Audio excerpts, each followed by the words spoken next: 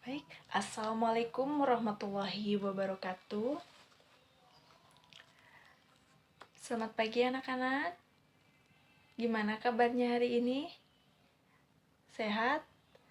Alhamdulillah sehat semua ya. Sebelumnya, untuk mengawali pembelajaran pagi hari ini, kita berdoa mulai.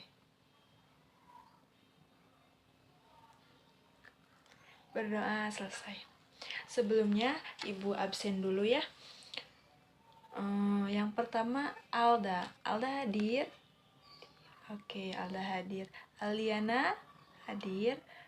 Alipan hadir. Jeremy hadir. Roni hadir. Oke. Santi sakit. Santi sakit apa? Oh, demam ya. Santi sakit. Samsul, berarti yang gak hadir cuma Santi aja ya.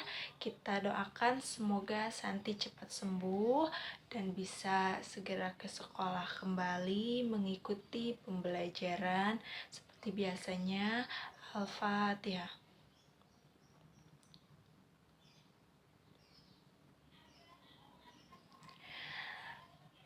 Nah, untuk pembelajaran hari ini kita akan membahas tentang struktur dan fungsi sel.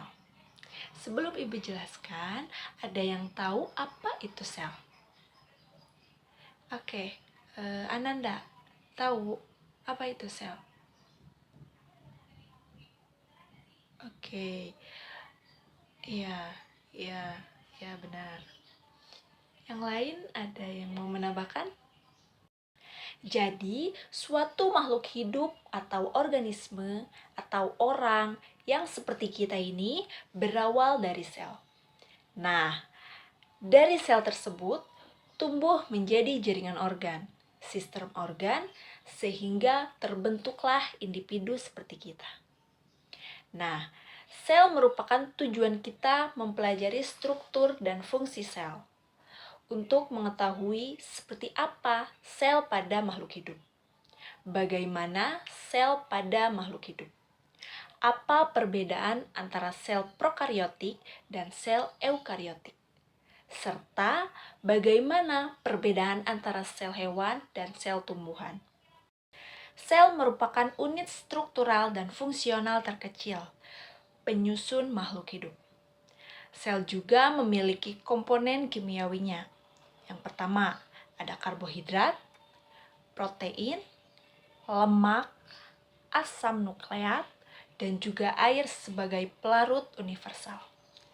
Di dalam suatu sel terdapat cairan sitoplasma yang mengisi ruang di dalam sel.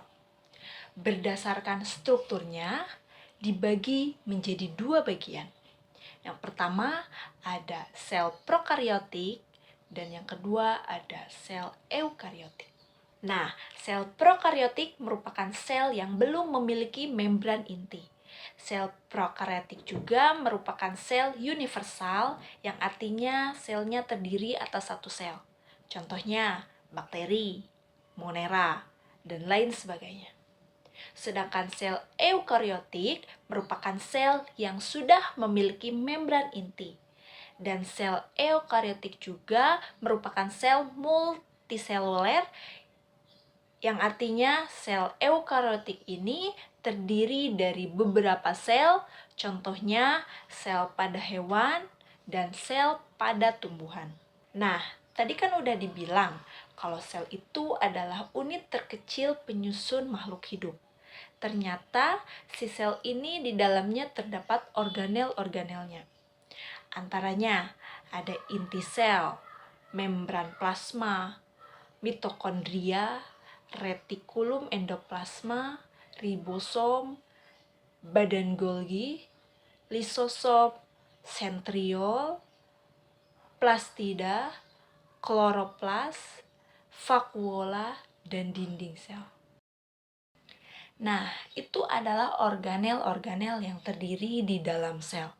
Sekarang ibu memberikan tugas kepada kalian, yaitu tugasnya membuat miniatur sel, entah itu sel prokariotik atau sel eukariotik. Serta diberi nama sekaligus dengan fungsinya. Contohnya, ribosom. Ribosom itu yang seperti apa bentuknya? Ribosom. Terus fungsinya apa? Terus yang lainnya juga sama. Oke, ada yang mau ditanyakan? Oke, Alda, apa? Oke, nah bahan-bahan untuk membuat tugasnya bisa menggunakan bahan-bahan bekas seperti gerdus, karton, atau apalah. Yang penting tidak menghabiskan budget besar. Ya, iya betul. Yang murah-murah aja lah. Ya, memanfaatkan bahan-bahan yang ada. Oke. Mungkin itu pertemuan kita hari ini. Jangan lupa tugasnya minggu depan dibawa. Tugasnya berkelompok ya. Satu kelompoknya 3 orang dan semuanya harus ikut serta dalam pembuatan dalam pembuatan tugas tersebut. Bisa dipahami? Oke. Nah, untuk kesimpulan pada pertemuan kita hari ini, bahwa sel pada tumbuhan dan sel pada hewan memiliki perbedaan. Antaranya, pada tumbuhan hanya terdapat dinding sel, vakuola, dan kloroplas. Sedangkan pada hewan terdiri atas sentriol dan lisosom. Dan ukuran sel hewan lebih kecil daripada sel tumbuhan. Teman kita pada hari ini dicukupkan sekian. Kita bertemu lagi di minggu depan. Jangan lupa bawa tugasnya. Kita tutup dengan bacaan hamdalah bersama-sama. Alhamdulillah. Sekian dari Ibu. Wassalamualaikum warahmatullahi wabarakatuh.